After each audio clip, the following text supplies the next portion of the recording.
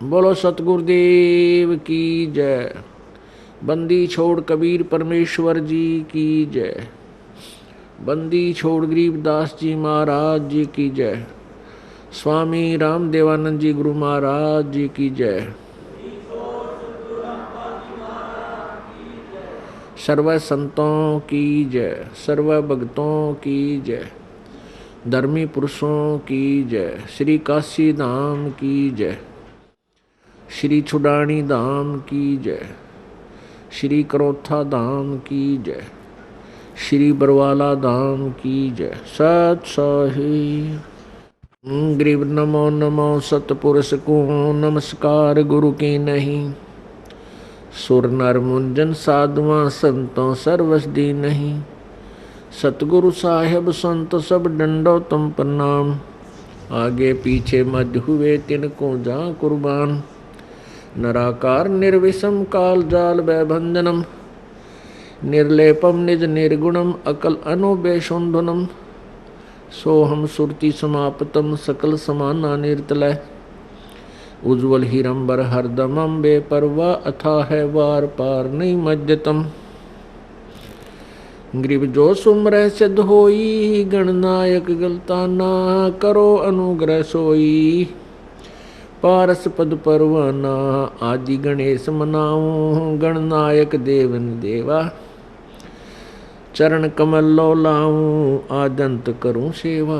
परम शक्ति संगीतम रिद्धि सिद्धिदाता सोई। अवगत गुण अतीतम सत्य पुरुष निर्मोही। जगदम्बा जगदीशम मंगल रूप मुरारी। तन मन अर्पों शीसम भक्ति मुक्ति भंडारी। सुर नर मुनि जन ध्यावे ब्रह्मा विष्णु महेशा। शेष सहस मुख गावे पूज्य आदि गणेशा। इंद्र कुबेर सरीखा वरुण धर्म राय ध्यावे। समरथ जीवन जी का मन इच्छा फल पावे। 33 कोटि आधारा ध्यावे से 88। उतरे भव जल पारा कट है यम की फांसी। 33 कोटि आधारा ध्यावे से 88। उतरे भव जल पारा कट है यम की फांसी। सत साहिब कर जोरूं विनती करूं। धरूं चरण पर शीश। गुरु जी राम देवानंद जी महाराज ने दियो नाम बख्शीश। कोटि कोटि सिजदा करूं कोटि कोटि प्रणाम। चरण कमल में राखियो मैं बांधी जाम गुलाम। कुत्ता तेरे दरबार का मोतिया मेरा नाम। गले प्रेम की जेवड़ी झांखे चो वहाँ जाऊं मैं। तो करो तो बावड़ूं दूर दूर करो तो जाऊं। जो राखो तो ही रहूं जो देवो सो खाऊं। जय इब कै सतगुरु मिले सब दुख आखों रो। चरणों ऊपर शीश धरूं कहूँ जो कहनी हो। कबीर साईं मिलेंगे पूछेंगे कुशलात। आद अंत की सब कहूँ अपने दिल की बात। गुरु जी तुम ना भूलियो चाहे लाख लोग मिल जाही। हमसे तुमको बहुत है तुमसे हमको नहीं। तुम्हारे विसारे क्या बने, मैं किसकी शरण में जाऊं। शिव ब्रंच मुनि नारदा, इनके हृदय न समाऊं। अवगुण किए तो बहुत किए, करत न मानी आरे। बावे बंदा बख्श दियो, बावे गर्दन उतार। अवगुण मेरे बाप जी, बख्शो गरीब नवाज। जो मैं पूत कपूत हूँ, बोर पिता को लाज। मैं अपराधी जन्म का, नक्शक बरे विकार। तुम दाता दुख भंजना, मेरी करो संभार। राम नाम रटते रहो, राम नाम रटते रहो, जब तक घट में प्राण। कब हो तो दीन दयाल के, भनक पड़ेगी कान। कबीर लूट सको तो लूटियो, राम नाम की लूटी। पीछे फिर पछताओगे, प्राण जहांगे छूटे। नहीं भरोसा देही का, ये विनस जावे छन माही। श्वास उश्वास में नाम जपो हो, और यतन कछु नाई। श्वास उश्वास में नाम जपो, व्यर्था श्वास मत खो। ना जाने इस श्वास को, आवण हो के न हो। पृथ्वीपति चकवे गए, जिनके चक्कर चलंते। रावण सरीखे कौन गिने, ऐसे गए अनंत। सर्व सोने की लंका होती, रावण से रणधीरम। एक पलक में राज बेराजीव, जम के पड़े जंजीरम। मन तू सुख के सागर बसरे, भाई और न ऐसा यसरे। मर्द गर्द में मिल गए, वो रावण से रणधीरी। कंस के सी चाणूर से, हिरणा कुश बलबीर।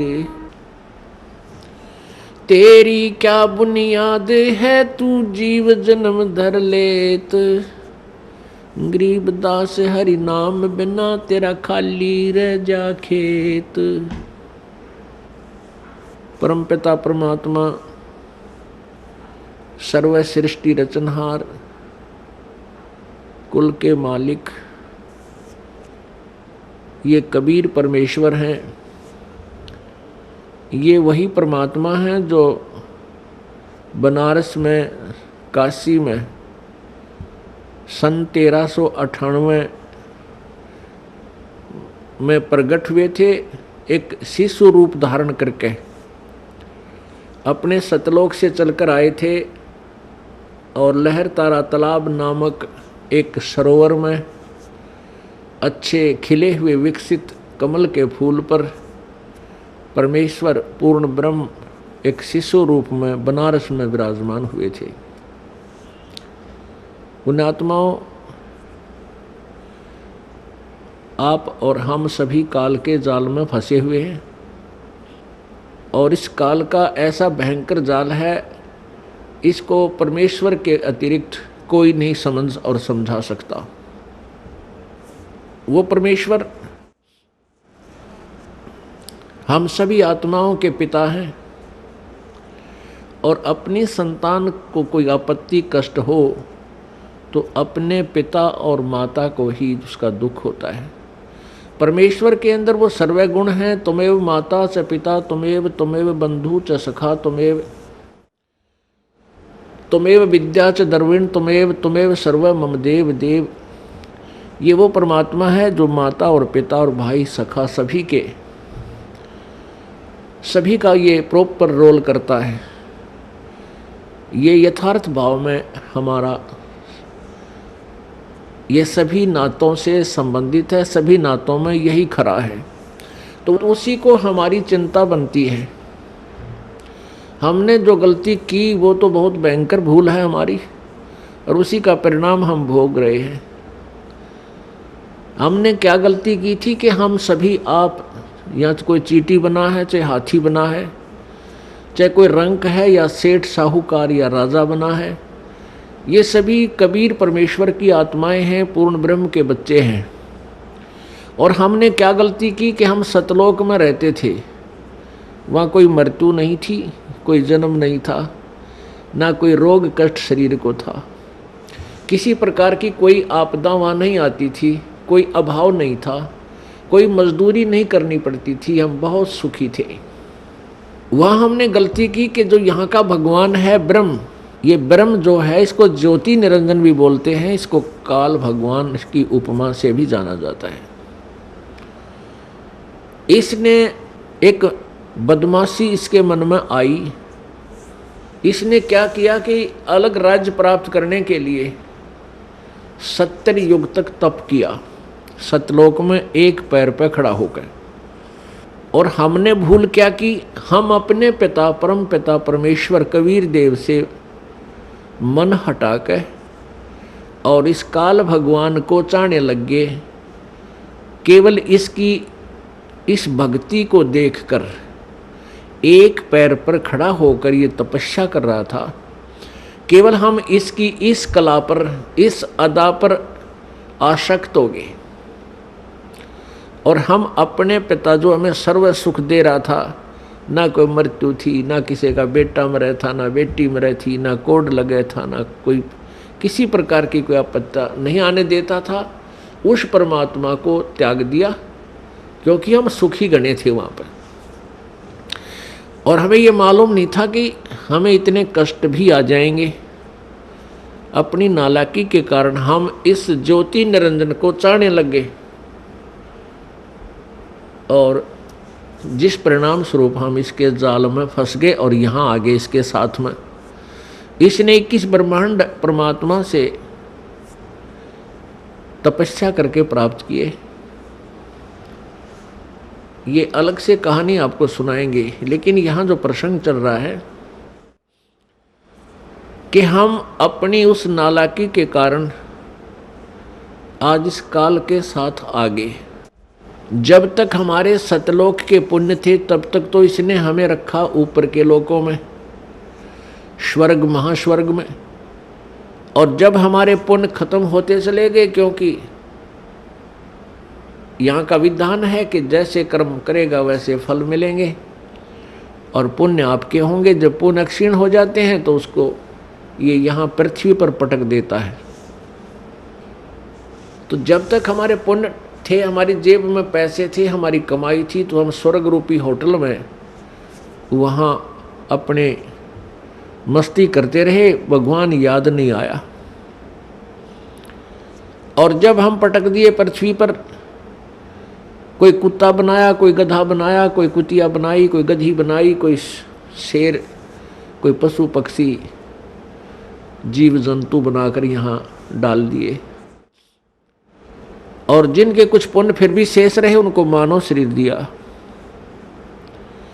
मानव शरीर के अंदर आप देख रहे हो कोई भी प्राणी सुखी नहीं है। मानव शरीर तो हम सबसे उत्तम मानते हैं, अन्य प्राणियों का तो आप एस्टीमेट लगा लेना वो कितने सुखी होंगे, कुत्ते गधे सूअर।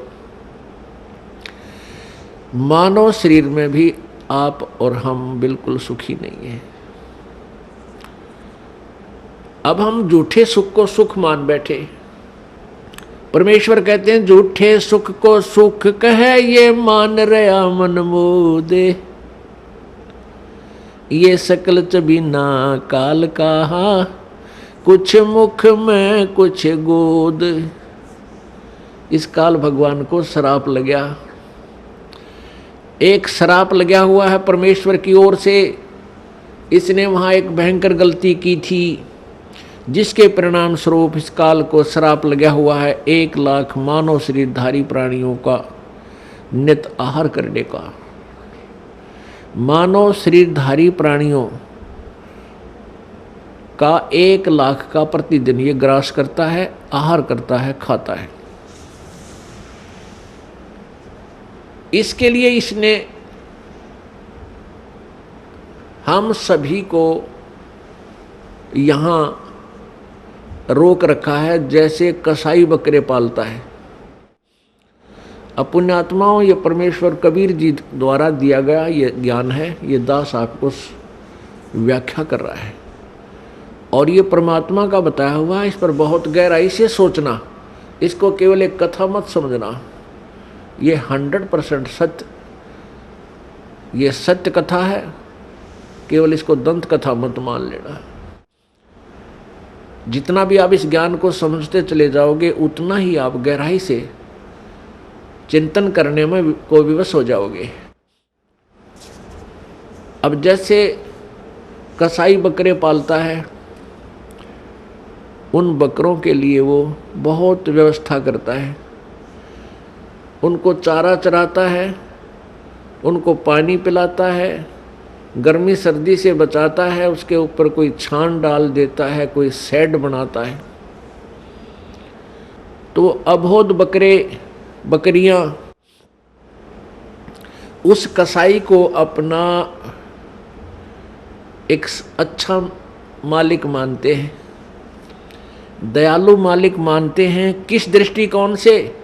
कि ये हमारी कितनी केयर टेक करता है, कितनी देखभाल कर रहा है, पानी पिलाता है, चारा चराता है, तालाब बना रखा है, किधर चरागा बना रखे हैं, चारों तरफ बाड़ लगा रखी है, कोई हिंसक पशु आकर इनको खा ना जाए, रोक रखे हैं। अब वो इसी कारण से उस कसाई को अपना दयालु मालिक मानते हैं। और जब वो कसाई उन बकरों के उस बाड़े में जाता है, स्थान पर जाता है, तो बकरे उस मालिक को एक दयालु मालिक मानकर उस व्यक्ति को उसकी तरफ भाग लेते हैं प्यार देने के लिए। कोई उसके ऊपर पैर डालकर प्यार देना चाहता है, कोई जीभ से चाटता है, और वो कसाई उनको ऐसे हाथ पकड़कर देखता है और बकरे उसकी बाजू को अपनी जिह्वा से प्यार देते हैं, चाटते हैं, जैसे बहुत लाड करया करें। और वो कसाई देख रहा होता है कि यूँ कितने किलो का बिकेगा, कितना मांस हो गया इनमें, वो ऐसे देखता उनको, और वो सोचते हैं कि ये हमारा दयालु मित्र में प्यार कर रहा है, हमारा मालिक है। पुण्यात्माओं, जैसे हम यहाँ देखते हैं कितनी विस्तृत भूमि है, इसके ऊपर कितने अच्छे बाग बगीचे, फलदार वृक्ष, काजू किस्में, सेब संतरे, और कितने अच्छे शीतल और स्वादिष्ट मधु जल की दरियाँ बह रही हैं। जमीन के नीचे कितना एयर कंडीशन ला रखा है, गर्मियों में ठंडा जल और सर्दियों में गर्म। अब ये और कितनी अच्छी हवा चल रही है, सूरज दिन रात बन रहे हैं, सूर्य उदय हो रहा है, अस्त हो रहा है। इस व्यवस्था को देखते हैं तो ऐसा लगता है जैसे ये तो भगवान ने पढ़ा है, कितना अच्छा भगवान है, कितनी हमारी सुनियोजित, हमें कितना अच्छा आहार दिया है, कितना अच्छा हमारे रहने की व्यवस्था की है। और जब हम देखते हैं किसी का बेटा मर गया, किसी की बेटी मर गई, किसी का परिवार नाश हो गया, किसी का दो मर गए एक परिवार में, तो उस समय हमें कभी ये नहीं आता यूँ क्यों हो रहा है, ये जुल्म क्यों हो रहा है, ये हमारी बुद्धि में कभी नहीं आया। अब आने लगा जो भगवान ने हमारी ये मोतियाबिंद का ऑपरेशन कर दिया। कबीर परमेश्वर जी के ज्ञान से, इस तत्व ज्ञान से हमारे जो अज्ञान रूपी मोतियाबिंद था आँखों पर, इसका ऑपरेशन हो गया। अब हमें स्पष्ट दिखाई देता है युग के कारण है यहाँ पर इतनी व्यवस्था करने का। जैसे वो कसाई ने अपने स्वार्थवश कितना परिश्रम कर रखा है और किस प्रकार बकरों को रोक रखा है, और शाम के समय वो ना देखता, जब भी ऑर्डर आ जाता है 10 बकरे चाहिए, बकरी चाहिए, वो छांट के ले जाता। वो ना देखता किसकी माँ है, किसका बेटा, किसकी बेटी, एक परिवार के 2 हैं कि एक। वो तो डंडा लेकर और निकाल लेता 20-30 इकट्ठे ही चल, और जाते ही कटवा के अपने पैसे गिन लेता है। ठीक इसी प्रकार ये यहाँ का भगवान है जिसको ब्रह्म बोलते हैं, ज्योति निरंजन कहते हैं। और अभी तक ये ऋषि महर्षि संत इस ब्रह्म की साधना के लिए ही हमें प्रेरित करते रहे। और इस ब्रह्म के 3 पुत्र हैं ज्योति निरंजन के, रजगुण ब्रह्मा जी, सतगुण विष्णु जी, तमगुण शिव जी। और इस ज्योति निरंजन ब्रह्म की पत्नी है दुर्गा, और श्री ब्रह्मा विष्णु महेश जी की ये माता है दुर्गा। अब ये तीनों पुत्रों को इस काल ने हमारे को यहाँ बांधे रखने के लिए, कर्म आधार से यहाँ रोके रखने के लिए इनको इंचार्ज बना दिया। रजगुण युक्त ब्रह्मा जी को, सतगुण युक्त विष्णु जी को और तमगुण युक्त शिव जी को कर दिया। रजगुण ब्रह्मा, सतगुण विष्णु, तमगुण शिव जी बना दिए, उत्पन्न कर दिए। ये तीनों गुण युक्त है। रजगुण ब्रह्मा है, सतगुण विष्णु, तमगुण शिव जी। अब इस एक ब्रह्मांड में 3 लोकों के ऊपर, एक पृथ्वी लोक, एक ऊपर स्वर्ग लोक और नीचे एक पाताल लोक, इन 3 लोकों पर एक एक विभाग के मंत्री बना दिया इनको। इन तीनों मंत्रियों की तीनों लोकों पर अपने विभाग के आधार से तीनों की पावर काम करती है, शक्ति काम करती है। श्री ब्रह्मा जी के इस रजोगुण के प्रभाव से सभी प्राणी संतान उत्पत्ति करते हैं, जीव के बस की बात नहीं। और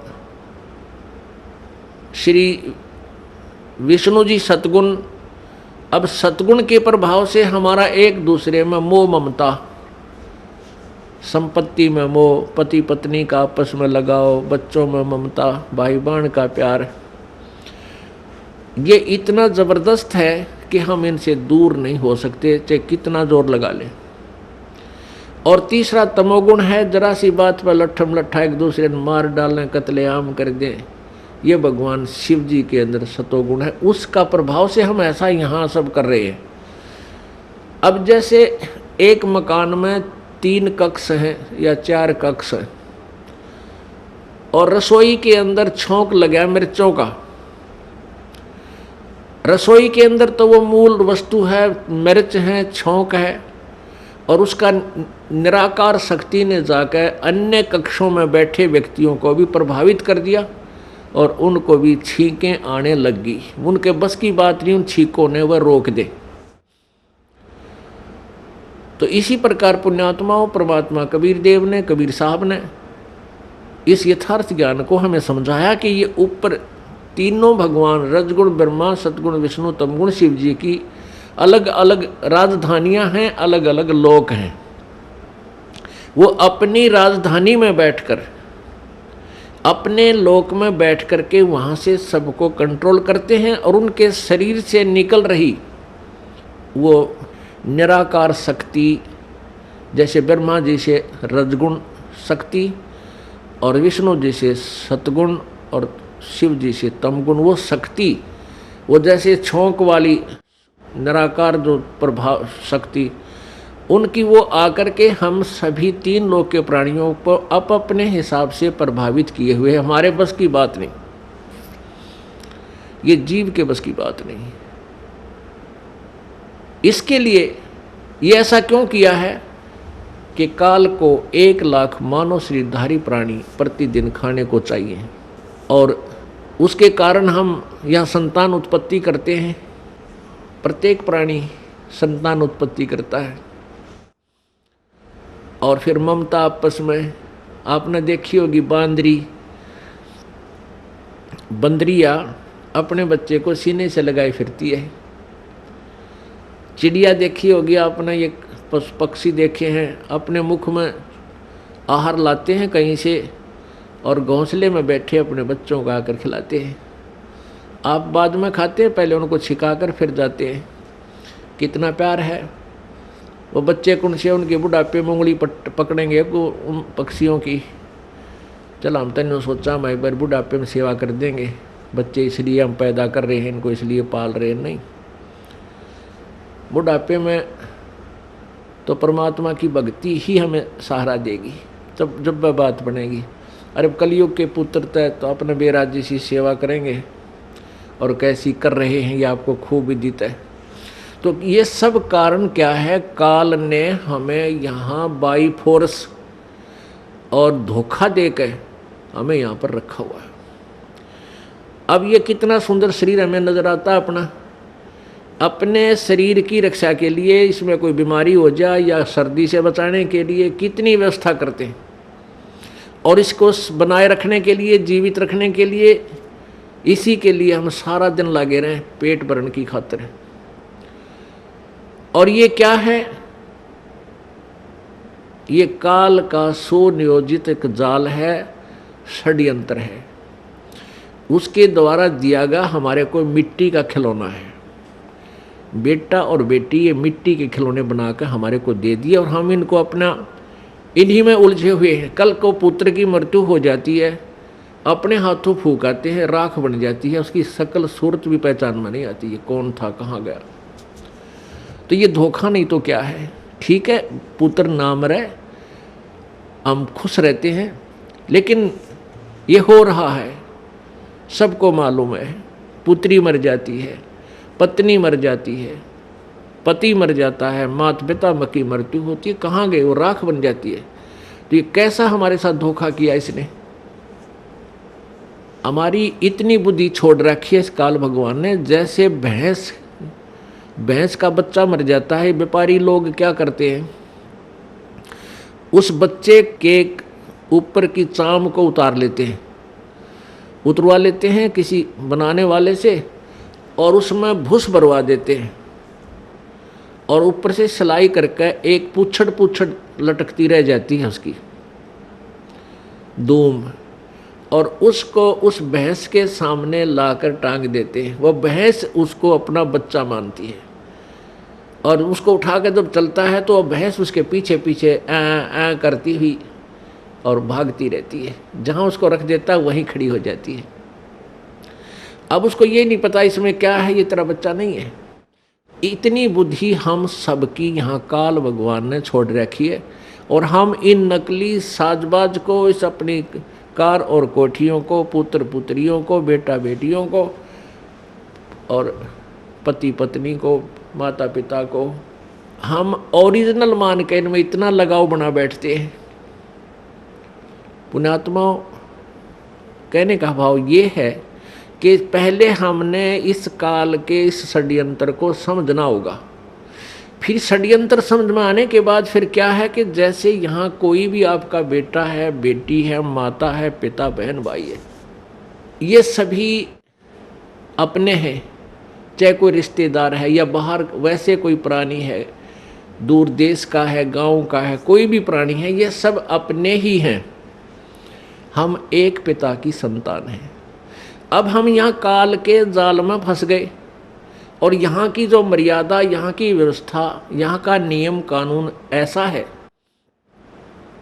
तो फिर हमने अपने बच्चों को, भाइयों को, बहनों को, मित्रों को, जो भी हमारे संपर्क में आवे, उनको सबसे बड़ा उनका उपकार ये है कि उनको इस काल के जाल से परिचित करावें। और फिर आपके बेटे हैं, बेटी हैं, आपके भाई हैं, बहन हैं, माता पिता हैं, इनकी हमने सेवा करनी है। इनका जैसे भी हमारा इनको रोल है, इनके प्रति जो कर्तव्य है, वो हमने भगवान से डर कर उसको पूरा भी करना है, क्योंकि ये सभी परमात्मा के बच्चे हैं और यहाँ सभी दुखी हैं। अब जैसे माता पिता जो बूढ़े हो जाते हैं, असहाय हो जाते हैं, अब उनकी सेवा करना आपका परम कर्तव्य बने, क्योंकि माता पिता जब बच्चा या बेटा या बेटी उत्पन्न होती है, बेटी उत्पन्न होती है, उसका तो उद्देश्य पता होता है ये तो पराई होनी है, उसको भी प्यार से पालता है अपने सीने से लगा कर, ऐसा नहीं, क्योंकि उसको ये मालूम है कि हमें भी कोई ऐसे एक पाल कर एक बेटी देगा। और उसका मुख्य उद्देश्य बेटे के ऊपर रहता है कि बेटा बड़ा होगा, पुत्रवधू आवेगी और हम बूढ़े हो जाएंगे, हमें हमारी सेवा करेंगे, हमें बैठों को खाना देंगे, उंगली पकड़ कर इधर उधर हमें ले जाया करेंगे। तो इस उद्देश्य से वो बच्चों की परवरिश करता है, इस उमंग से रात देखता ना दिन देखता। तो जब वो बूढ़े हो जाते हैं तो वो डिज़र्व करते हैं आपसे वो सेवा, और आप वो कर नहीं पाते। क्यों नहीं कर पाते? क्योंकि आपको ये नहीं मालूम कि हम यहाँ भयंकर जाल में फंसे हुए हैं, और परमात्मा ने जो हमें यहाँ कर्तव्य दिया है उसको ना निभाकर भी हम दोषी बन रहे हैं, पाप के भागी बन रहे हैं, और काल तो हमसे पाप करवाता रहता है ताकि ये मेरे जाल में फंसे रहें। तो हमने परमात्मा के विधान से परिचित होकर इन सब नातों का जो भी आपकी भूमिका है, जो भी आपका रोल दिया है, उसको निभाना है।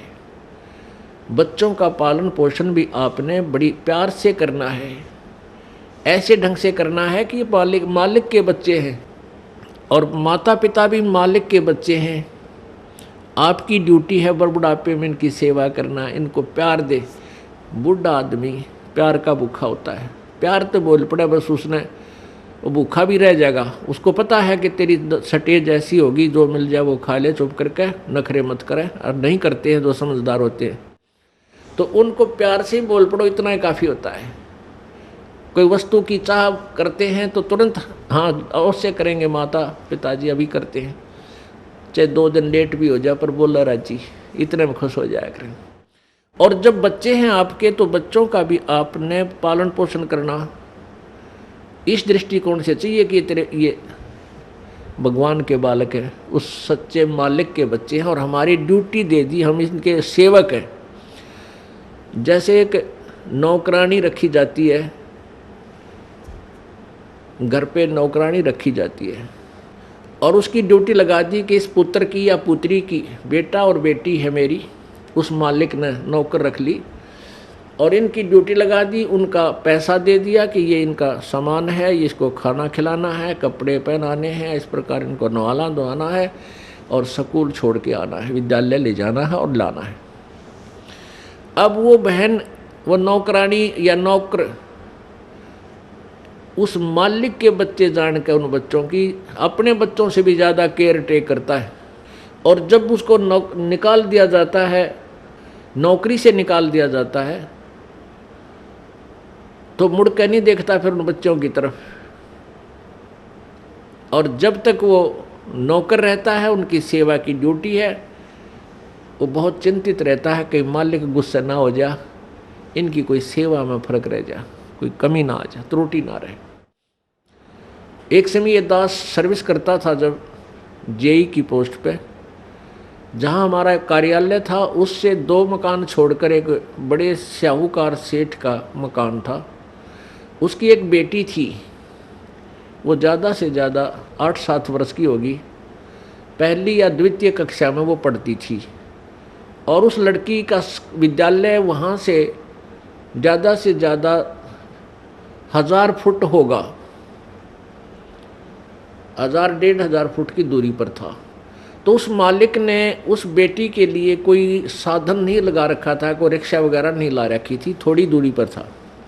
उस नौकरानी से कह रखा था कि आप इसको सुबह छोड़ आना, नवा धवा के, कपड़े ड्रेस पहना के, और जब इसकी छुट्टी हो ले आना।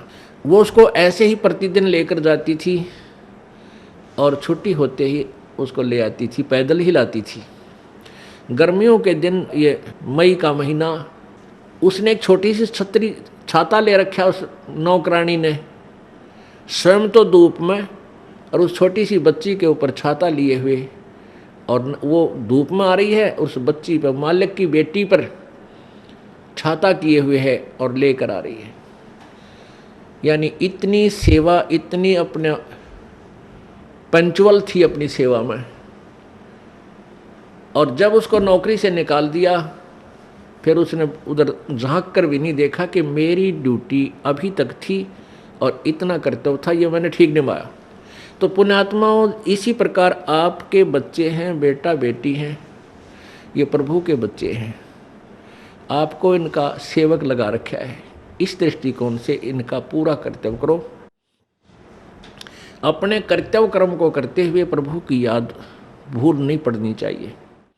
और जब यहाँ से जाने का समय आएगा, नौकरी से आपको निकालेंगे, आपके मन में अगर हृदय से ये बात होगी कि मेरा बेटा नहीं है, मेरी बेटी नहीं है, ये मालिक के बच्चे हैं। ठीक है, नाता कुछ भी जोड़ दिया हमारा है, सामाजिक नाता भी बेटा बेटी का है, लेकिन ये मालिक के, वास्तव में परमात्मा के बच्चे हैं।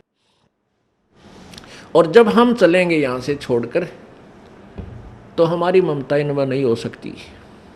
यदि हम इस ज्ञान आधार से सोचेंगे और यदि हम उस पशु की तरह उस पुतले को अपना माने बैठे रहेंगे, तो धक्के उसके पीछे पीछे धक्के खाते ही रहेंगे। मान ले आपकी मृत्यु होने लगी, ये आध्यात्मिक तत्व ज्ञान है पुण्यात्माओं, जो तुमने यहाँ से पीछा छुटवाना है। यदि आपको ये ज्ञान हुआ नहीं, भक्ति कर रहे हो, सुख भी देगा भगवान, आपके दुख भी दूर करेगा, आपको धन भी देगा, बहुत सुख कर देगा। और इस ज्ञान की भूल पड़ते ही आपको यहीं फंसा लेगा।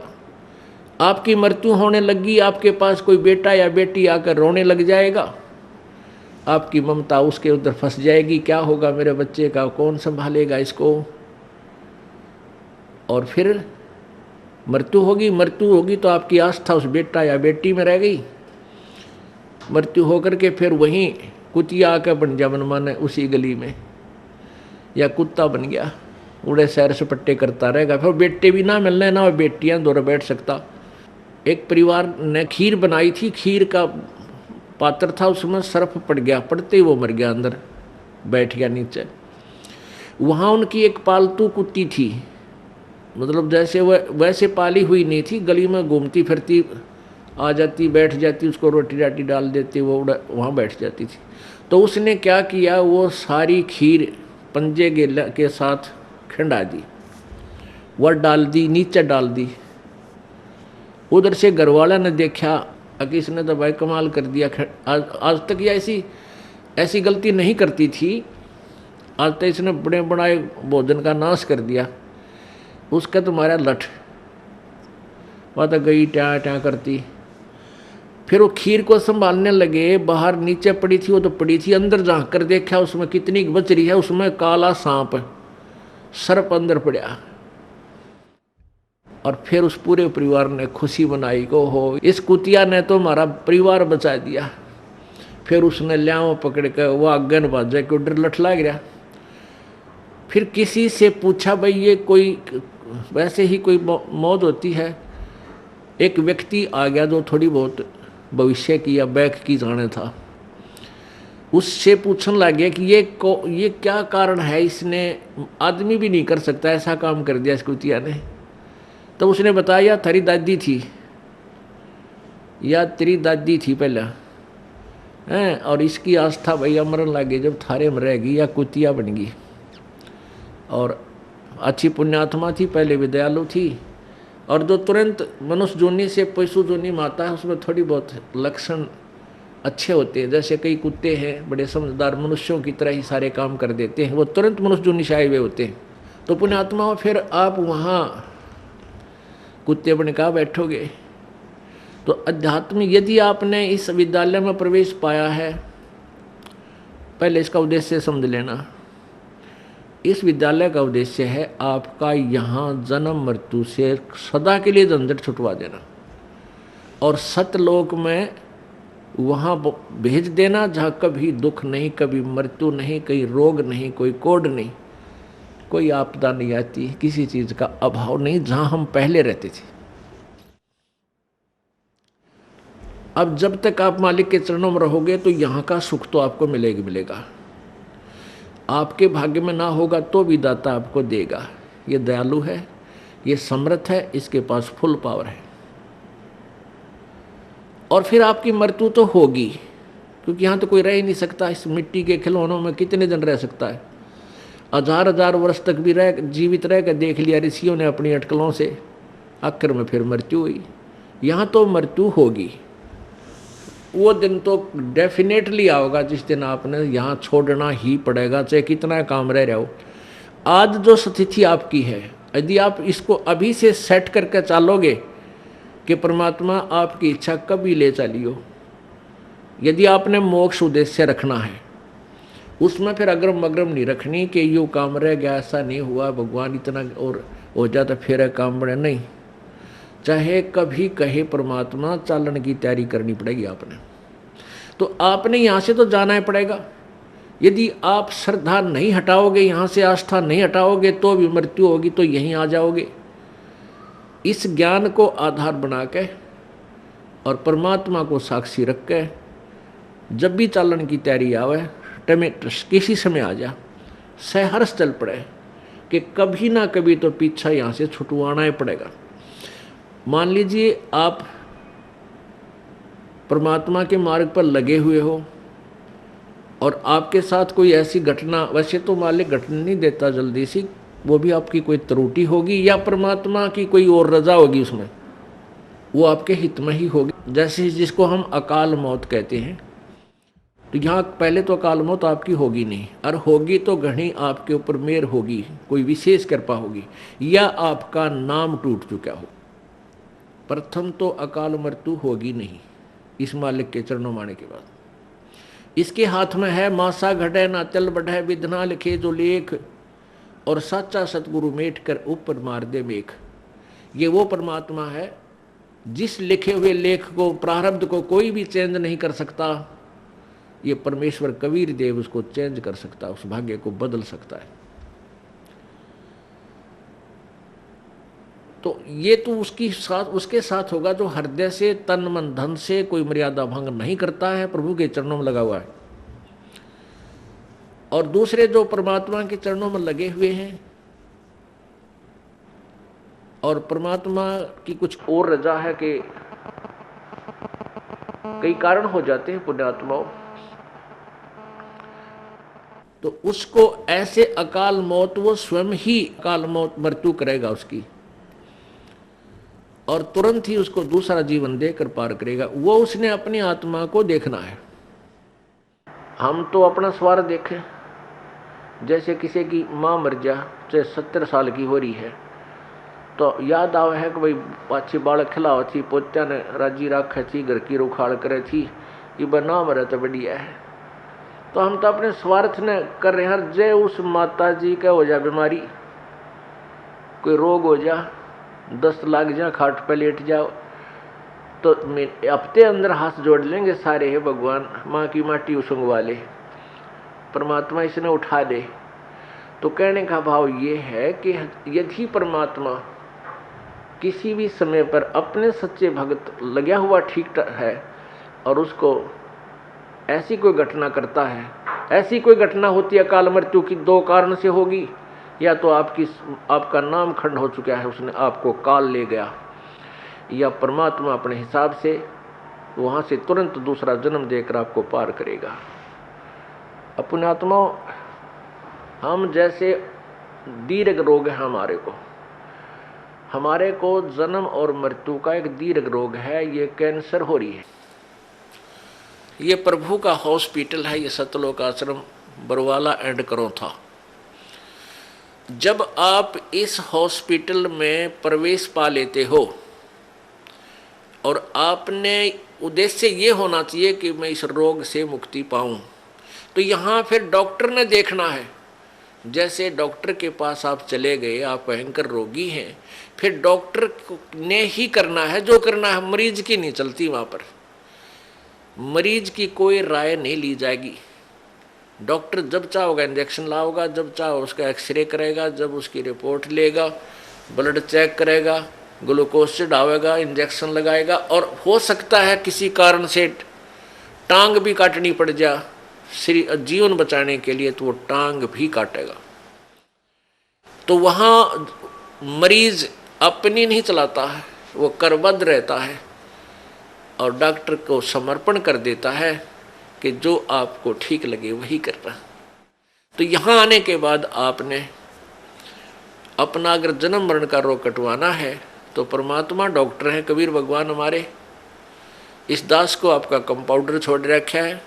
तो आपको जैसा भी यहाँ हो रहा है उसमें कोई, देखो एक तो आपको गड़बड़ होगी, नाम खंड हो जानते हैं, आपका नाम टूट जाएगा, परमात्मा से आपका कनेक्शन खत्म हो गया। और दूसरा होगा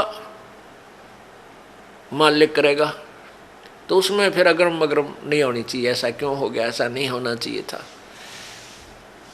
तो एक तो सावधानी आपने रखना है कि आपका नाम खंड ना हो, मर्यादा भंग नहीं होनी चाहिए। पुण्यात्माओं, आप इस काल के जाल से अपरिचित हो, इस कारण से इस मार्ग को इतना सीरियसली नहीं लेते। आप केवल पहले आते हो सुख के उद्देश्य से कि मेरा ये हो जा, बेटा हो जा, बेटी हो जा, कार हो जा, कोठी हो जा, टोटा दूर हो जा, कर्जा उतर जा, छोटा मोटा को शारीरिक कष्ट है वो दूर हो जा। ये तो आपको फ्री ऑफ कॉस्ट होगा यदि आप सच्ची श्रद्धा से भक्ति करनी प्रारंभ कर दोगे। फिर कुछ दिनों के बाद आपको यहाँ इसलिए बुलाया जाता है, भाई हर महीने आना है, दूर देश के हैं वो, चल दूसरे महीने 1 महीना छोड़ कर आ जाएं, 2 महीने छोड़ कर आ जाएं। आपको इसलिए बुलाया जाता है कि ताकि आप इसको इतना सीरियसली नहीं लेते, क्योंकि आप इस मार्ग से परिचित नहीं हो। आपको यहाँ बुलाया इसलिए जाता है क्योंकि आपको वहाँ अपने घर से जब चलते हो तो 1 हफ्ता पहले आप परमात्मा के दरबार में पहुँचने के लिए चिंतित हो जाते हो। तो आपकी वो चिंतन भी मालिक के पुण्य में लग जाता है। कोई कार्य को आगे पीछे करते हो, किसी से छुट्टी लेते हो, घर वालों को मीठा बोलते हो कि मैंने जाना है, कहीं ये ना कर दे, और फिर आप वहाँ से यहाँ तक आते हो। नंबर 1 तो आपको धनी बनाना है, राम नाम का, भक्ति का धनी बनाना है। परमात्मा का विधान है, संत मिलन को चालिए तज माया अभिमाने, जो जो कदम आगे रखे ओहे यज्ञ समाने। क्या बताते हैं परमात्मा, अपना विधान आप ही बता रहे हैं कबीर जी कि संत मिलन को चालिए। जब सतगुरु के दर्शनार्थ आप चलते हो, अभिमान तज माया अभिमान, किसी प्रकार का भी आप में अभिमान नहीं होना चाहिए, ना धन का हो, ना पद और पोस्ट का हो, किसी प्रकार का नहीं हो। जैसे एक रोगी व्यक्ति जिसको पता लग गया कि तेरी जान जाने वाली है और वो डॉक्टर के पास जाता है, चाहे वो कितना बड़ा अधिकारी है और कितना पैसे वाला है, वहाँ वो अपनी उस पोस्ट और पैसे को नहीं आगे रखता, उसका दिखावा नहीं करता, अपनी जान बचाना चाहता है। डॉक्टर जहाँ कहता वहीं लेट जाता है, कपड़े उतारने को कहता तुरंत उतार देता है, कोई रिपोर्ट करवाने के लिए संकेत करता है, लिख कर देता, तुरंत उठ कर चला जाता है। तो पुण्यात्मा, सच्चे दरबार में जब भगत आवे, उसका दृष्टिकोण, उसका उद्देश्य, उसका भाव ऐसा होना चाहिए जैसे सीरियस रोगी, सीरियस पेशेंट और हॉस्पिटल में जाता है, उसमें कोई नखरा नहीं होता। ऐसे जब आप सच्चे दरबार में आओगे, आपको कितना पुण्य मिलेगा कि जहां से आप चले हो यहां तक आने के जितने भी आपके कदम, यानी जितने कदम बनते हैं, इतने यज्ञ के तुल्य आपको पुण्य मिलेगा उसको जो या निष्कपट भाव से आता है और निर्भिमान होकर आता है। जैसे रोगी जाता है हॉस्पिटल में, तो यहाँ आपको बुलाने का उद्देश्य ये है, नंबर 1 तो आप धनी हो जाओगे, पुण्य बढ़ेंगे आपके, और जो पैसा आपका खर्च होता है यहाँ किराए पर आने जाने में, ये भी आपके पुण्य में लिखा जाएगा, आपके धर्म में लिखा जाता है, ये पुण्य हो रहा आपका। तो जितना भी आप यहाँ परमात्मा के चरणों में आओगे, आपका पुण्य बढ़ेगा। फिर आप यहाँ पर 5 यज्ञ होती हैं, एक यज्ञ है धर्म की, या भंडारा चला है भगवान का दिन रात फ्री ऑफ कॉस्ट परमात्मा की तरफ से। यहाँ जो आप आते हो 10 रुपये 50 रुपये 100 रुपये जैसे भी दान पात्र में डालते हो, उसका फिर सामूहिक रूप से भंडारा होता है, कहीं आश्रम का विस्तार होता है, कोई पंखा आता है, कितने दरी बिछाण की मैट लाते हैं, लैट्रिन बाथरूम बनाए जाते हैं, कमरे बनाए जाते हैं, शेड लगाया जाता है। तो ये आपके पैसे इसका पुण्य हुआ और यहाँ आने वाली दुखी आत्माओं को चैन हुआ। अब कितने कैसे संसार से निकल कर आते हो आप, ट्रेन में आते हो, जेब कतरे साथ बैठे रहे मन माने किरा के कर जा। घर से निकलते हो, कोई ठगी है, कोई चोर है, कोई किस तरह का है। व्यापार में भी इस तरह के ना जाने कितने निकम्मे आदमी, या व्यवसाय में अपने कार्य में किरा कितने निकम्मे टाइप के आदमी आपके साथ खसने को तैयार रहते हैं। और ऊपर से फिर आपके ऊपर ये इतनी आपदाएं, कोई रोगी है, किसी को कोई भूत सता रहा है, किसी का पितर रुष्ट है, किसी का देवता रुष्ट रहा है, और ना जाने कितने रोग कोड आपके लगे हुए। और वो प्राणी यहाँ आता है, उसको आते ही गर्म पानी मिला है नहाने के लिए, गरम गरम चाय तैयार मिला है, अपना बैटरी सी चार्ज हो जाती है इसकी, और फिर बिछे बिछाए मैट मिले, रजाई मिले भगवान के बच्चों को। और फिर आपको यहाँ अमृत ज्ञान सुनाया जाता है रात्रि के समय, सर्दी का मौसम, ये दिसंबर और जनवरी का महीना, इसमें ओढ़ कर रजाई शाम के समय और बैठे मालिक का ज्ञान सुने, परमात्मा का प्रसाद छक के, और अपना कितनी आत्मा प्रसन्न होती है। आधा दुख तो यही बोल लेता प्राणी। तो यहाँ पर कौन आता है? यहाँ कोई खाना खाने नहीं आता, यहाँ को रात्रि को सोने के लिए नहीं आता, यहाँ तो परमात्मा के लिए वो प्यारी आत्मा आती है जो परमात्मा के अंश हैं, जो पिछले जन्मों से उनके चरणों में कहीं ना कहीं किसी ना किसी रूप में वो उनके साथ रहे हैं। अब वो पार हो नहीं पाया, भटक रहे हैं, उनको फिर परमात्मा अपने बच्चों को इकट्ठा कर रहा किसी ना किसी माध्यम से, कोई टीवी से, चैनल से, या किसी पुस्तक से, या किसी मित्र से, रिश्तेदार से, भाई बहन से अपना संदेश भिजवा कर इनको फिर शरण में ले रहा है। तो ऐसी प्यारी आत्मा जो परमात्मा के बच्चे यहाँ आते हैं, और इनके लिए जो सेवा होती है, ये धर्म यज्ञ है।